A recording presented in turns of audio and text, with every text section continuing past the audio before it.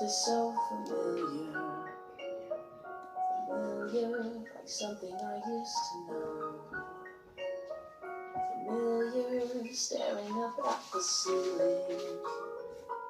Familiar, I swear that I know this feeling, where everybody wants me to be known, and everything I do it. I sway them with a joke or with a song, and maybe that'll help us get along. Familiar, why is it so familiar? Familiar, like something I used to do.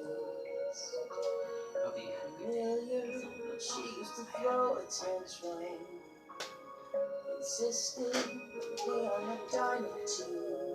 Recognize the song? I bet she drove them crazy all the time. They love her, but they're leaving her behind, with more important places they should go. Then Hang out with someone just like me. Familiar, that's why it's so familiar. Familiar, like someone I used to be. Familiar, but this time I've had some practice at helping and that is what I want to struggling hear families. Oh, I'll get them all together in one place. And once we're all together face to face, I'll show them all the error of their ways, and stop their spread of terror across space. Alright. Okay, so good afternoon. Good afternoon, everybody. Good afternoon. Okay, now I am very, very sorry that I did not inform you that I would have an appointment today, so I was gone for a good chunk of the day, so it's nice to see you all. I hope that you had a really, really wonderful night's sleep, okay? And we're going to be starting off a new day, okay? Now, the song that you heard coming in, I'm just going to come out right now in a minute, that I thought that it was really, really gorgeous. It was probably the closest thing to, you know, what I was trying to look for when it comes to your songs. And what I heard in that recording is what I want to hear when you make the tracks with me, because we're going to be doing a lot of songs along those lines. And I want you to really, you know, come out with that voice. Now, if you didn't hear Zach Callison's real, you know, singing voice, that was it. And I do have to admit, you know, besides all the charm, besides all the interest and attraction, which is none yet, there is a lot of potential. There is a lot of expression and strength and beauty in a type of voice like that. Really, I do have to give you some kudos on singing that song.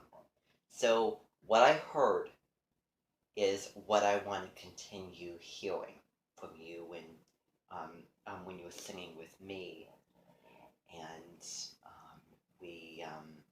we do the songs that I'm going to be selecting for you. So, wonderful. And that is the song that we're going to be learning for the concert, for Zach Callison's concert that we're going to be honoring him. And he is going to be playing a good role in the concert. It is July 1 today, the very, very first day of the dominant month of Cancer season. And I have the lyrics. Now, you're going to notice that these lyrics are copied and pasted because they're a little bit highlighted. I hope that you can get past that a little bit, okay? And also, you know me, I take songs, I steal songs, and I change the lyrics. This is going to actually talk about the character that you played in Just Dead Magic. Chuck Hankins Paizo. Okay? Now, today, because I just got back, we're going to be watching episodes of Just Dead Magic, if we can. So that will be something very, very exciting to look forward to. So we have three things.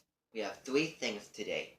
One of which is, these are in no particular order, learning this song and understanding the story and the lyrics to it. And Zach will talk about the original song. Then we're going to be talking about opposite gender resemblances. Opposite gender resemblances, which is going to be really, really interesting. And, okay, and then we're going to be watching episodes of Season 2 of Just Dead Magic. And we're going to be paying special attention to our mentioned guest and the lines in the show. And also the customs and everything going along with those lines. Now, just because I feel like it, I want you to just, and we'll probably do this at a resemblance, but by the way, your resemblance prayer with my special ed teacher is tomorrow. Then the next 2 days are, on the next day after that is the second resemblance, which is going to be Matthew Grunwald. The third resemblance is going to be Leland. Okay? Now, although, for those of you who want to come to the resemblance prayer, I'm going to make you do this. So you can see there. But for those of you who are not planning, I want you to give me a face that you mean business. Give me your business face. Like, give me the face where you're, like, kind of just kind of a pushy, like, kind of, like, just mean, stubborn type face.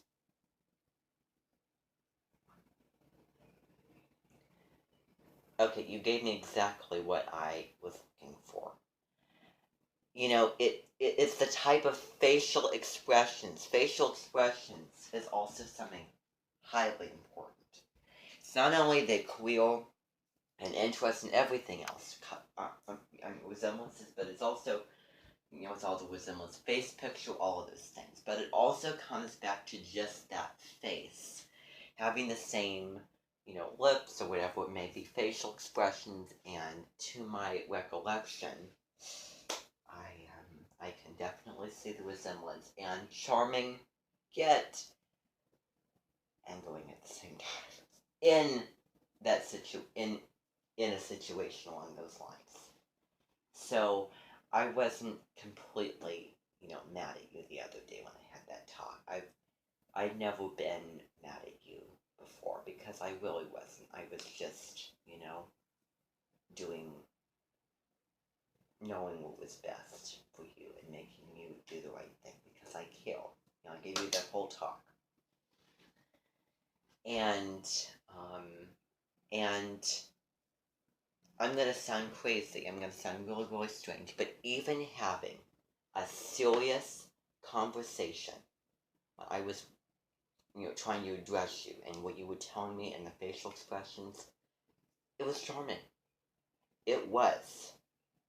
You know, this mentioned guest is a cross between an mentioned guest person and one of them down in the black room.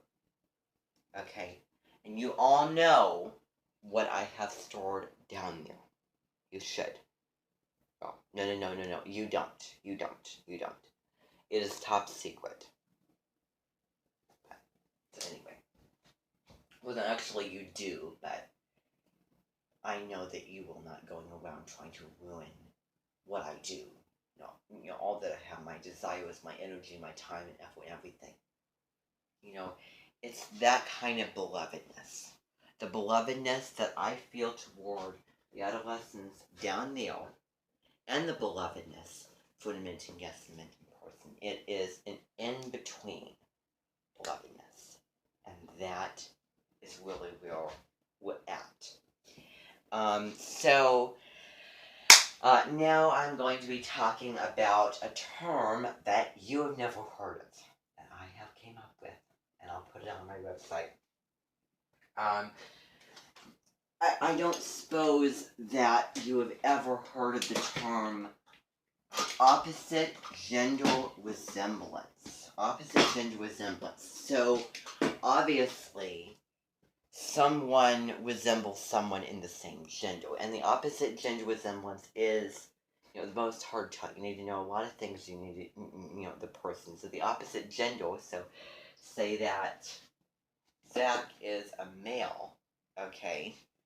But opposite that is female. And I can point out a few resemblances, and two of which we have had at the mentioned before. In talking about feminine resemblances. Feminine resemblance. And you're not going to see what I'm seeing. Oftentimes you don't see what I necessarily see. But this is what I see. And you're not thinking about the most obvious things. You're not thinking about resemblances in the same gender. It's even small resemblances is resemblances that could be in the opposite gender, because there's two. So, the resemblance for Zach Callison is, and I should also point out that we have a certain expectation for how people look or dress to the Minton for the times that I found the interest that makes the most charming, beloved, and everything. So I did give you the little order at the beginning to shave your face, and that's all I really asked you to do, and that you've done that, and you look like the person in this picture here. So I'm going to actually write the term down on the board so that you can see it. Okay? Let's see here. So the term is opposite wait a second. Opposite, my writing's horrible. Resemblance.